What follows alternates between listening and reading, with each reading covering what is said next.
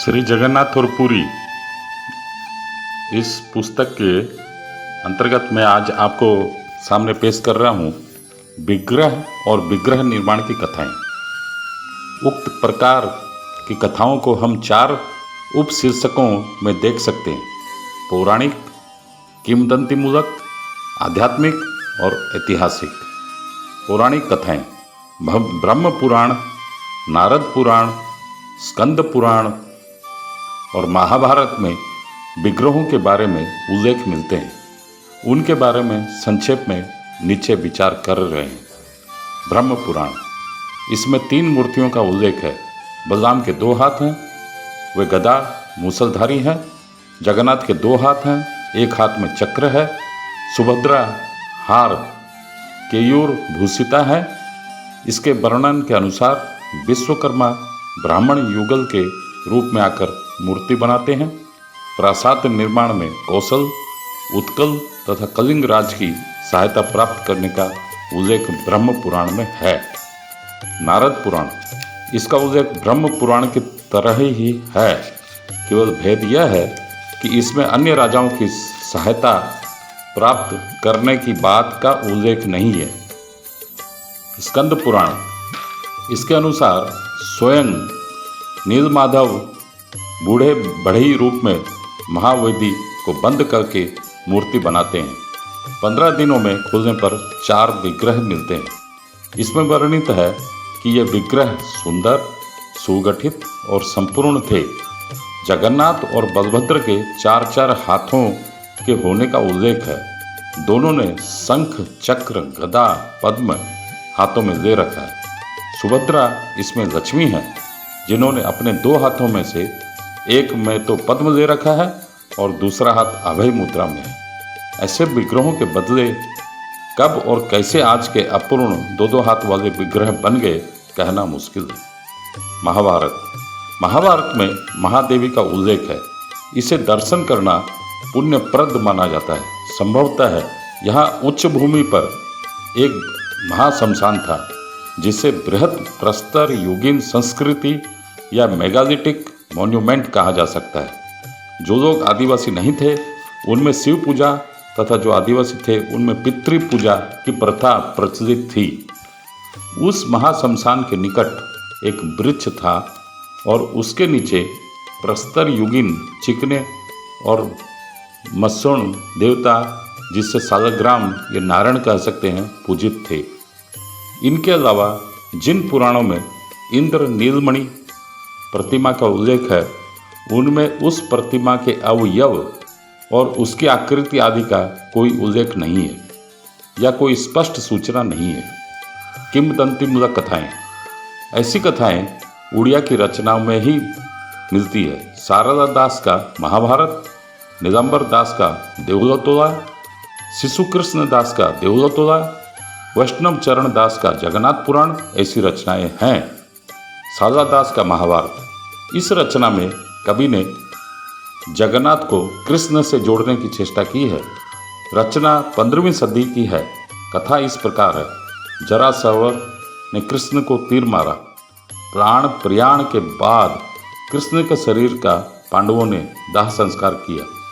इधर कृष्ण ने जरासवर को स्वप्न में कहा कि वे रोहिणी कुंड में काया बदलकर बोधावतारों लेंगे।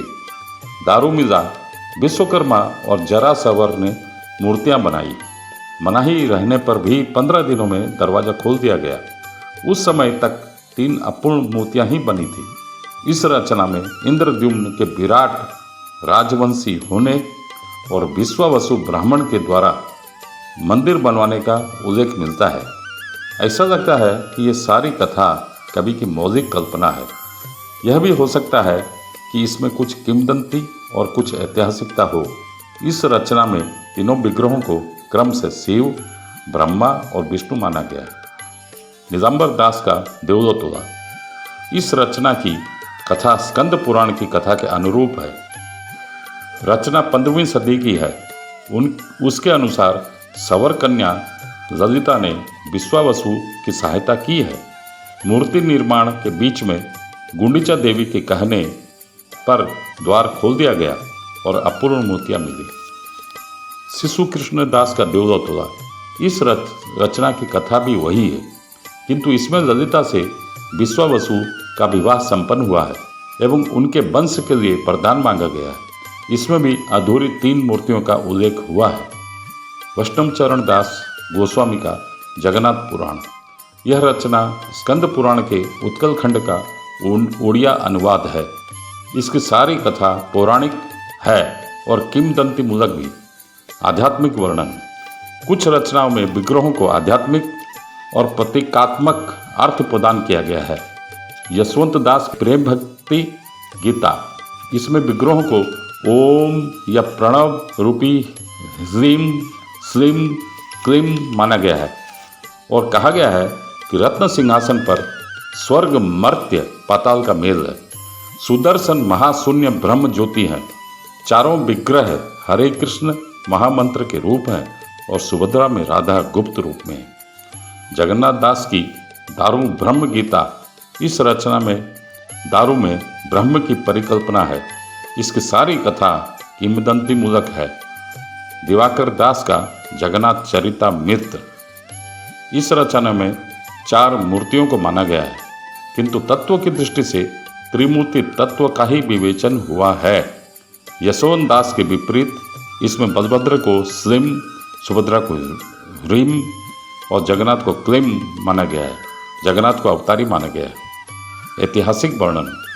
कनिंघम, डॉक्टर हरे कृष्ण महताब, राजेंद्र लाल मित्र जैसे ऐतिहासिकों ने बौद्ध त्रिरत्नों से बलभद्र, सुभद्रा और जगन्नाथ के बनने की बात कही है। मित्र ने लिखा है कि 9वीं ईस्वी सदी तक 9वें अवतार के रूप में जगन्नाथ बौद्ध या बौद्ध बन चुके थे। इसके आधार पर ही जयदेव, शारदादास, कृष्णदास जैसे कवियों ने जगन्नाथ को बुद्ध अवतार मान लिया था। स्टर्लिंग का कहना है कि 16वीं सदी तक उत्कल में बौद्ध धर्म का व्यापक प्रचार था। प्रताप रुद्र देव भी पहले बौद्ध धर्मावलंबी थे, वे बाद में बदले। 11वीं सदी में प्रचलित गुंजप्पा, एक प्रकार के ताशों पर बुद्ध के बदले जगन्नाथ का ही चित्र मिलता है। डॉक्टर महताब तो यहाँ तक कहते हैं कि अशोक के समय तक यहाँ के सवर बौद्ध धर्म में दीक्षित थे। त्रिरत्न चिन्हों से अंकित पुरी का बौद्ध स्तूप ही सवरों का श्रेष्ठ पूजा स्थल था। इस चिन्हों को जगन्नाथ कहते थे। दारू ब्रह्म। जगन्नाथ आदि विग्रहों को देखकर मन में स्वतः प्रश्न उठता है कि ये विग्रह हस्त, पाद, नाक, कान आदि रहित कैसे बन गए। फिर जबकि उत्कल के शिल्पी कला स्थापत्य में इतने उन्नत थे, कई प्रमाणों के आधार पर विद्वानों ने विग्रहों का मूल वृक्ष पूजा में पाया है। ऋग्वेद में अश्वत्थ वृक्ष की पूजा का उल्लेख है। जैनों में कल्प वृक्ष के सूख जाने पर भी उसकी पूजा होती रही होगी, जिसका परिवर्तित रूप आज के दारू ब्रह्म है। सवर और जैन एकत्र रहते थे, अतः सवरों पर जैनों और द्राविड़ों का प्रभाव पड़ा होगा। इसी कारण सवरों के मादला या ठूठ वृक्ष देवता पुरुषोत्तम जगन्नाथ बन गए तथा जैनों और द्राविड़ों के भी उपास्य बन गए। स्कंद पुराण में न्याग्रोध दारू के पूजित होने का वर्णन है। वह संभवतः चतुः शाक था, इसलिए नीलमाधव को चतुर्भुज माना गया। सभी संप्रदायों ने जगन्नाथ को अपना अपना प्रमाणित करना चाहा है, किंतु लगता है कि वे मूलतः सवरों के दारू देवता ही बने हुए हैं। विग्रहों की संख्या और रंग। विग्रहों की संख्या त्रि, चतुर्धा और सप्तधा मानी गई है। 3 हैं, बलभद्र, सुभद्रा और जगन्नाथ। चतुर्धा में सुदर्शन और जुड़ गए हैं। सप्तधा में इनके साथ लक्ष्मी, भूदेवी और माधव आ जाते हैं। मूलतः नीलमाधव एक थे। नीलमाधव के रूप और रंगों के सारे वर्णन काल्पनिक हैं। ब्रह्म पुराण में 3 किंतु स्कंद पुराण में 4 मूर्तियों का उल्लेख हुआ है। रंग की दृष्टि से बलभद्र का रंग श्वेत है। वे समस्तता के सूचक निर्गुण ब्रह्म के प्रतीक हैं। 7 रंगों के मिल जाने से श्वेत हो जाता है। सुभद्रा का रंग पीला है या हरिद्रा। यह रंग परिपक्वता या संपूर्णता का प्रकाशक है। विश्व प्रकृति के यही गुण है। अतः सगुण ब्रह्म सूचक सुभद्रा का रंग पीला है। जगन्नाथ का रंग काला है। यह रंग आवरण सूचक रहस्यमय सगुण निर्गुण से अतीत है। उसमें पूर्णता का भाव भी है। जगन्नाथ इन सभी के प्रतीक बन गए। वस्त्रों या आवरण की दृष्टि से बलभद्र का आवरण नीला है, क्योंकि वे काल रूपी, अनंत, अकल्पनीय और आकाश रूपी हैं। सुभद्रा का आवरण रक्तवर्ण, क्योंकि वे महामाया है, तथा कुमकुम, अरुण, ब्रह्म अनुरागिणी भावों से भरी हैं। सुदर्शन का आवरण भी रक्तिम है। जगन्नाथ का आवरण या वस्त्र पीला है, क्योंकि वे विश्व का आकर्षण करते हैं। नीलमाधव इस पीठ के मूल देवता थे। कथा है कि पर ब्रह्म के आदेश से ब्रह्मा ने इस विप्र कृष्ण देश उत्कल में आकर नीलमाधव का दर्शन किया था। पुंड्र, भृगु, मार्कंडेय, अंगिरा आदि ऋषियों ने यहाँ रहकर नीलमाधव की उपासना की थी। इन ऋषियों के नाम से आश्रम या मठ पुरी में है। कथा है कि पहले विश्वा वसु के द्वारा ये नीलमाधव पूजित थे। बाद में या तो अंतर्धान हो गए या रेत से पट गए। इस नीलमाधव उपाख्यान को दारू ब्रह्म उपाख्यान से जोड़ने की बहुत चेष्टा हुई है।